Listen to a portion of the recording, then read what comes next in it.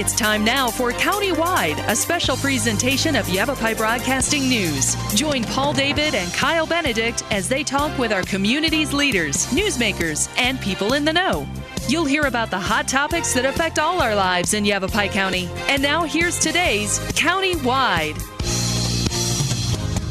Welcome to Countywide. I'm Paul David. Great to have you in studio with us today. Lewis Rice from Jackson Hewitt Tax Service in studio with us, longtime sponsor of Countywide. Way back at the beginning. Oh, thank you, Paul. Thank you for doing that. Back when we were just radio, you were sponsor, and you've been ever since, so thank you so much for that. We are going to talk about Arizona Attorney General Mark Brnovich last week or the week before, and it's the second notice he's put out now, Lewis, in the last, I want to say month or so, about IRS phone scams. We do these stories so much.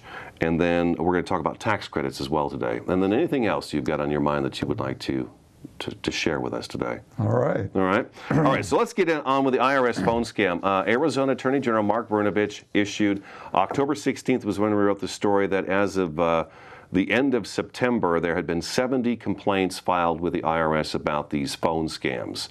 And let's talk a little bit about how this phone scam works. And that was just for Arizona. That's just Arizona, right, correct. And what the phone scam does is it works on our fear. You know, no one likes hearing from the Internal Revenue Service, and no one likes especially hearing that you owe taxes or whatever. And, you know, we want to pay our fair share. We don't want to pay more than our fair share. No. But, you know, we're honest and we want to pay our taxes. Well, and so the scammers, they work on that fear of the IRS and stuff.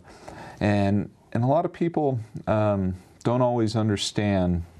They have situations come up and they file their taxes, but it might have been something new this last year, and so they don't understand. They get this phone call, hey, you owe us $1,200, we need money payment right now.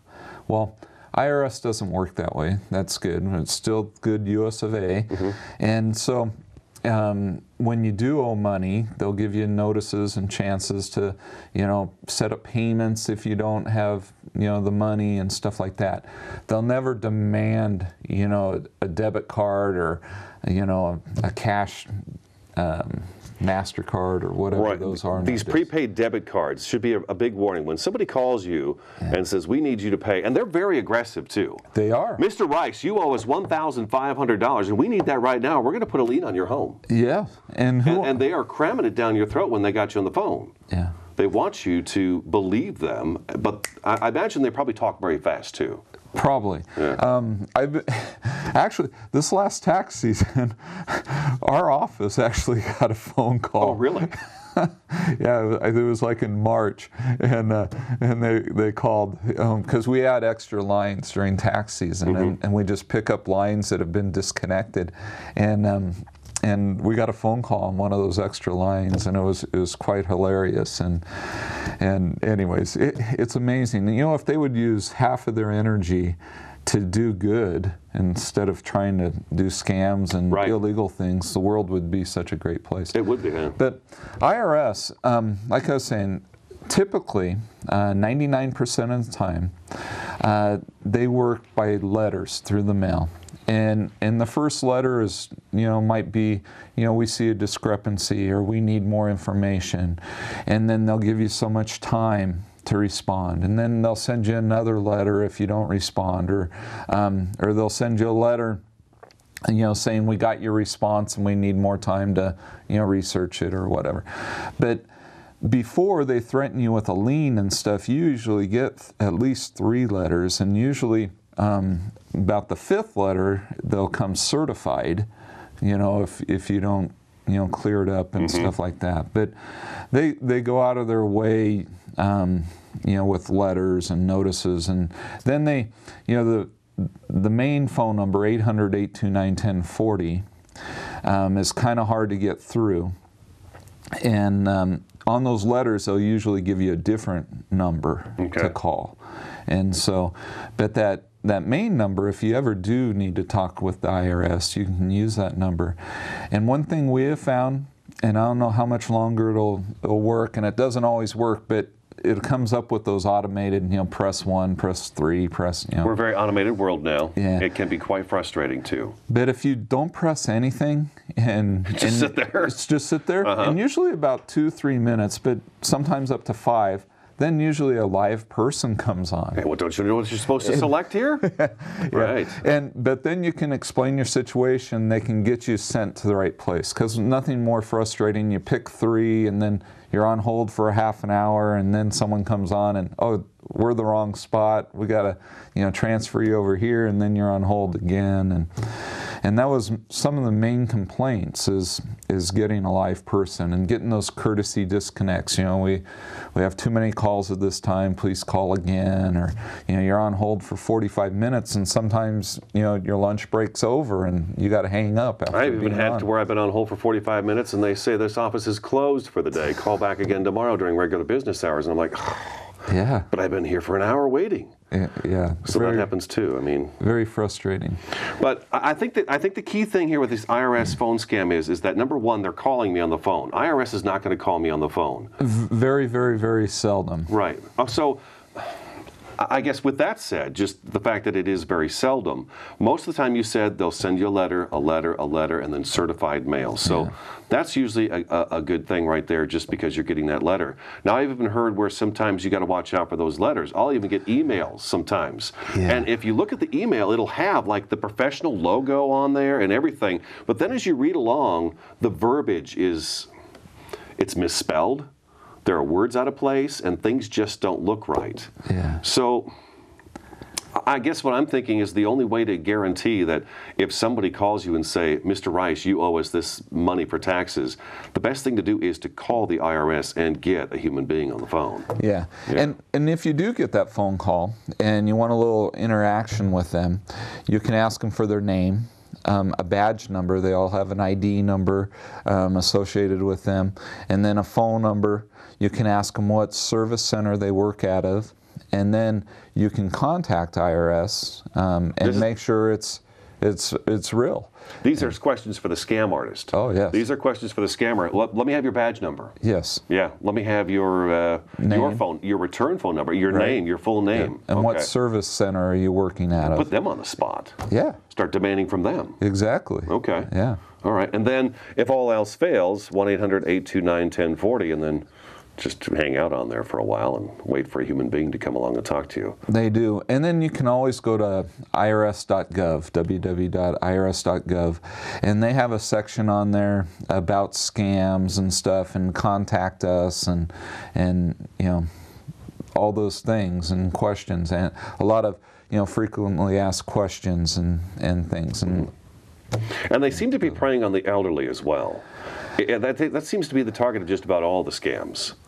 And so I guess what I would like to say to folks is that, watch out for your parents, your grandparents, maybe elderly people in your neighborhood. Just kind of help spread the word about these things, that this is taking place. Definitely. Because this is just one of many scams. If you go to bbb.org, they have, I think it's nine different scam categories that pop up at the top, from anywhere from fixing your house, to you won the lottery, you won this Mercedes-Benz, we're going to drive it to your property.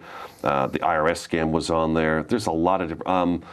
Grandma, I've been arrested, I'm in Mexico. I need $3,000 for bail, can you help me out? That one was really big for the last couple of years, I know. Yeah. And people were falling for it. And so I think what it really boils down to is that hang up and call and get direct contact with whatever agency says this is happening. Yes. Yeah. Yeah. That's key. And it's a shame that we have to do that. I know. It really is a shame. It is. It's sad. Let's take our first break. Okay. Lewis Rice with Jackson Hewitt Tax Service in studio today. Phone number for Lewis is 639-1155. A couple websites, bbb.org. I guess just one website, bbb.org. irs.gov as well. So stick around countywide, back in just a couple minutes.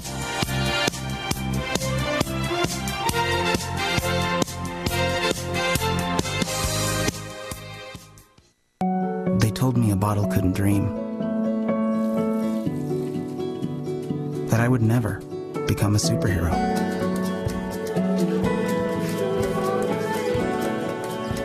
But I learned how to fly. Just to come back in a new disguise and be the hero that I've always wanted to be.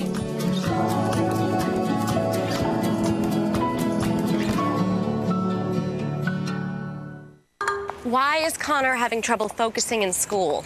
Having trouble finding Connor's middle school? Would you like directions? No, why is Connor having trouble focusing in school? Finding lowest airfare to Istanbul. No, I'm tired of fighting with him over homework. Home, walk, restaurant. Need a review? No, I need help. He's very smart, but his mind wanders. He's disorganized. I think I understand. Oh, good. French fries. Finding best potatoes. No! Russet. Fingerling. Yukon Gold. Why don't you understand me? Sorry, I was trying to show how Connor feels every day. Frustrating, isn't it? Redirecting to understood.org. For the 1 in 5 kids with learning and attention issues, this is what life can feel like.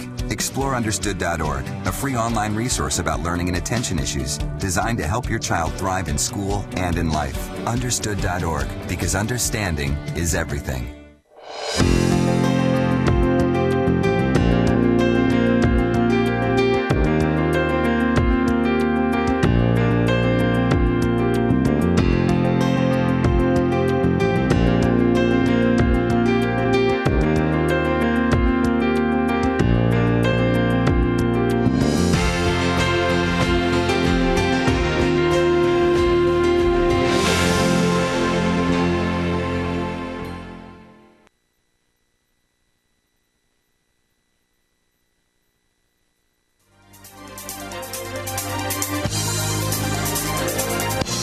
Welcome back to Countywide. We're sitting down with Lewis Rice with Jackson Hewitt Tax Service in Cottonwood, 639-1155. We're talking about the IRS scam.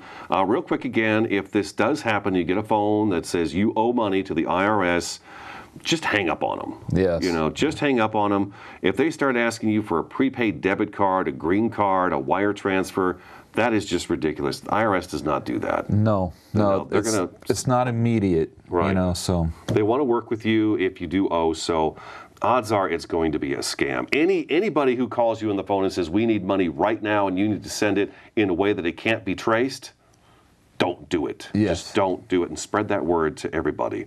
All right, school tax credit program. Let's switch gears a little bit and talk about that. What is it and what are we doing? Okay. School tax credits here in Arizona are great. Every year I think they're going to take them away. Mm-hmm. But it's not just schools. It's other charitable organizations and such.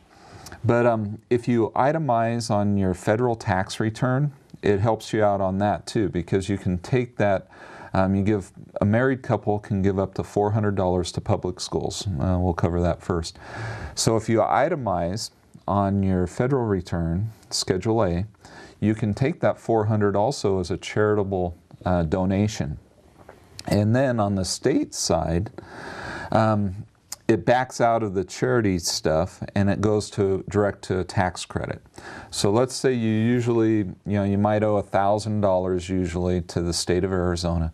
And if you did $400 to a public school as a tax credit, it goes against that $1,000. Okay, so now it's $600 you owe. Right. Okay. And so if at your job you paid in $1,000 to cover that, and then you did the $400 tax credit, you have $400 coming back. And what's really great about it is that you know where that $400 is going, instead of, to the government's black hole and how they divvy it up. And, right. and schools, why we mention them so often is they're so underfunded.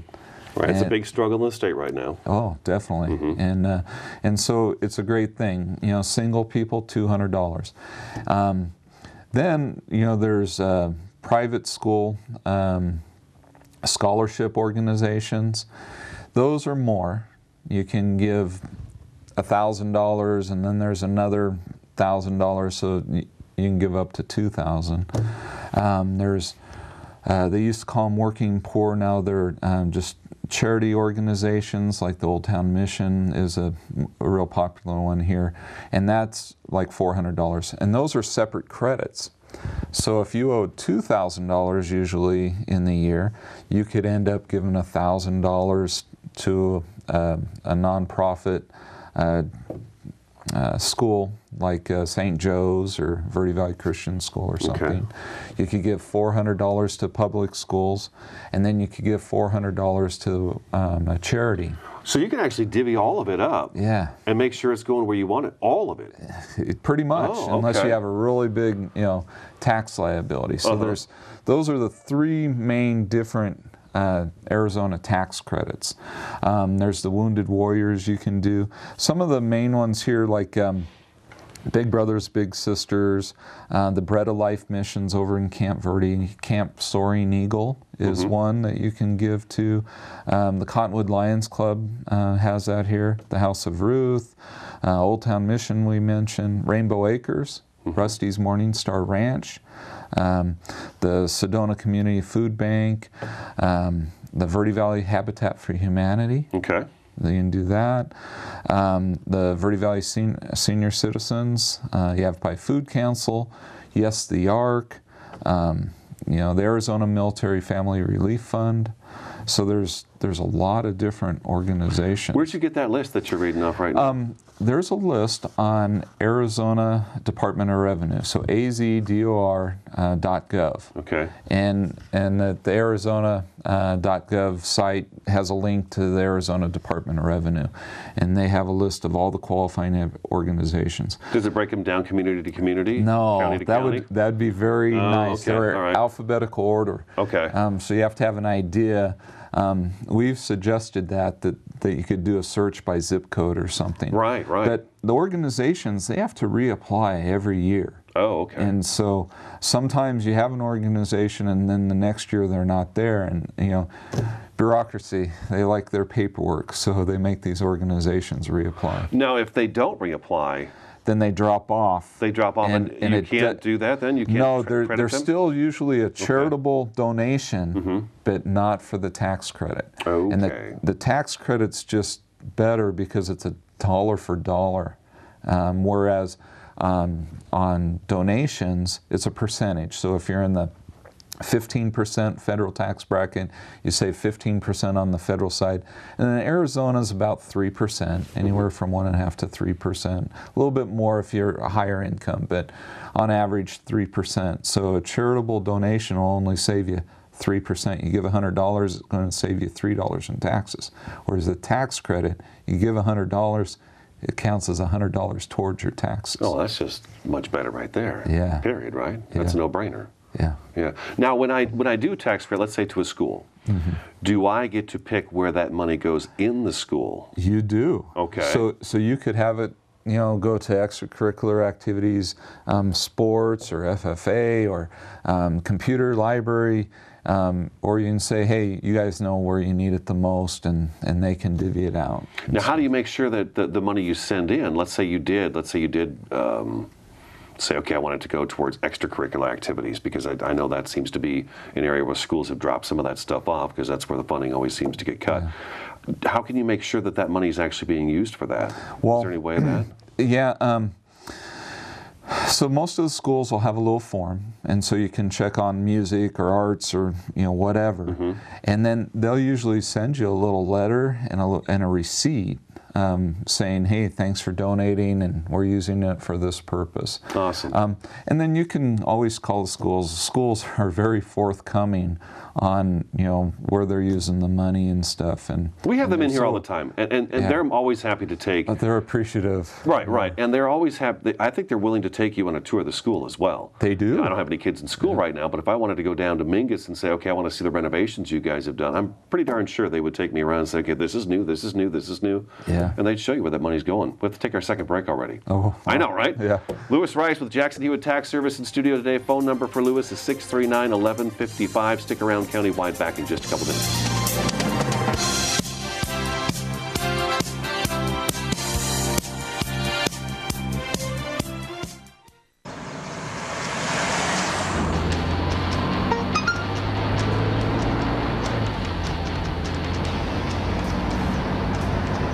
The average text takes your eyes off the road for nearly 5 seconds.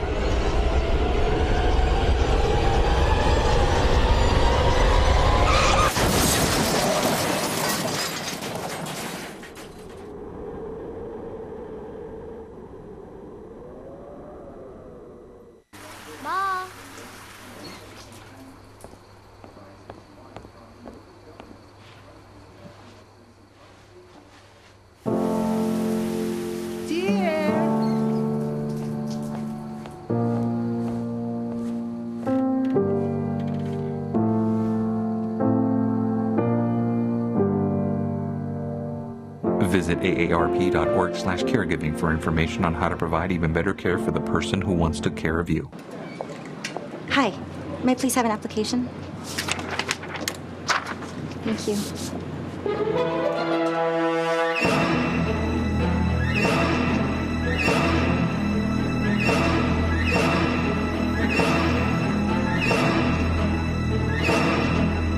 Skip the drama. Get your diploma. Okay. Take that first step towards a better future. Find free adult education classes at finishyourdiploma.org. They said a bottle was just a bottle.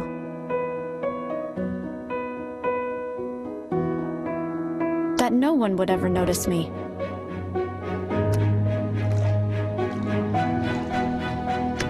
But I knew I could be more. That one day, I would make people smile.